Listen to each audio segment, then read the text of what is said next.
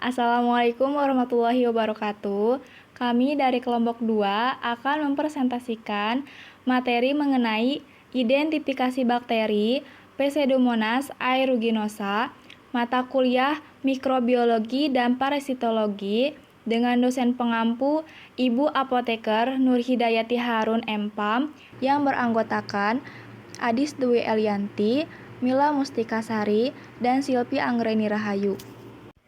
Pseudomonas aeruginosa.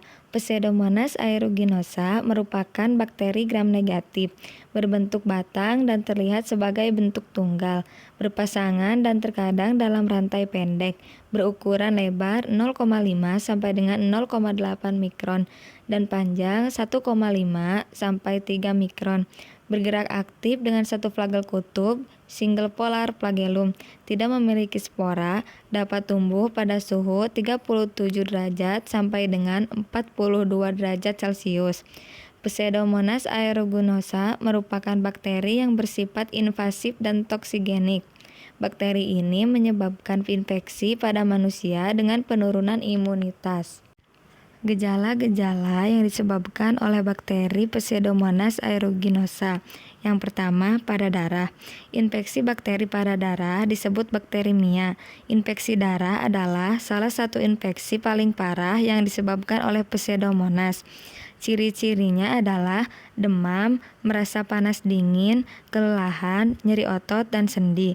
Bakteremia dengan Pseudomonas juga dapat menyebabkan tekanan darah menjadi sangat rendah yang dikenal sebagai shock hemodinamik.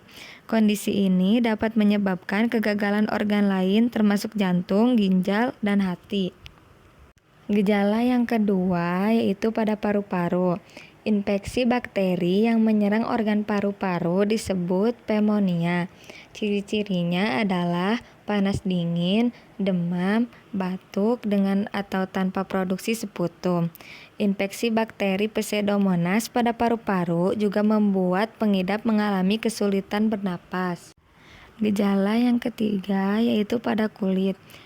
Ketika bakteri Pseudomonas menginfeksi kulit, bagian yang paling sering terdampak adalah folikel rambut. Kondisi ini disebut dengan folikulitis.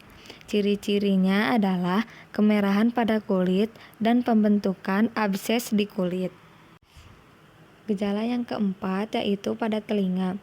Infeksi saluran telinga luar terkadang juga dapat dipicu oleh bakteri Pseudomonas dan mengakibatkan penyakit otitis eksterna. Ciri-cirinya adalah pembengkakan pada telinga, sakit telinga, gatal di dalam telinga, keluar cairan dari telinga. Pengidap otitis eksterna atau swimmer ear juga berisiko mengalami kesulitan mendengar. Siapakah yang paling beresiko? Seseorang dengan kondisi tubuh yang sehat memiliki resiko infeksi yang rendah. Sementara itu, orang dengan sistem kekebalan yang lemah karena penyakit atau kondisi lain akan memiliki resiko infeksi yang lebih tinggi, terutama untuk orang-orang yang dirawat di rumah sakit dalam waktu lama. Bakteri dapat menyebar di rumah sakit melalui tangan petugas kesehatan atau peralatan rumah sakit yang tidak dibersihkan dengan benar. Infeksi Pseudomonas dianggap sebagai infeksi oportunistik. Ini berarti organisme hanya menyebabkan penyakit ketika sistem kekebalan seseorang sudah terganggu. Kondisi yang dapat meningkatkan risiko infeksi meliputi yang pertama memiliki luka bakar, yang kedua menjalani kemoterapi untuk kanker, yang ketiga cystic fibrosis, yang keempat HIV atau AIDS, yang kelima adanya benda asing seperti ventilator, mekanis atau kateter. Yang keenam menjalani prosedur invasif seperti operasi. Sementara itu, infeksi bisa menjadi lebih parah pada orang yang sistem kekebalannya sudah terganggu. Apakah infeksi Pseudomonas aeruginosa menular? Ya, infeksi Pseudomonas aeruginosa dapat menular dari orang ke orang. Biasanya menular dari permukaan atau tangan yang terkontaminasi. Penanganan dan pencegahan infeksi Pseudomonas. Pasien dan perawat harus menjaga kebersihan tangan agar terhindar dari penyakit dan penyebaran kuman. Penyebab infeksi: mencuci tangan dengan sabun dan air untuk menggunakan pembersih tangan berbahan dasar alkohol, terutama sebelum dan sesudah merawat luka atau menyentuh alat kesehatan. Mengingatkan penyediaan layanan kesehatan dan perawat untuk membersihkan tangan mereka sebelum menyentuh pasien atau memegang peralatan medis.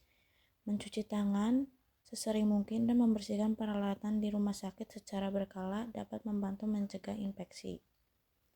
Sedangkan di luar rumah sakit, hindari pemandian air panas dan kolam renang yang tidak terawat dengan baik. Pastikan mandi dengan sabun setelah berenang dan keringkan telinga untuk mencegah otitis eksterna. Sekian presentasi dari kelompok kami. Mohon maaf apabila ada kesalahan dalam pengucapan kata. Terima kasih. Wassalamualaikum warahmatullahi wabarakatuh.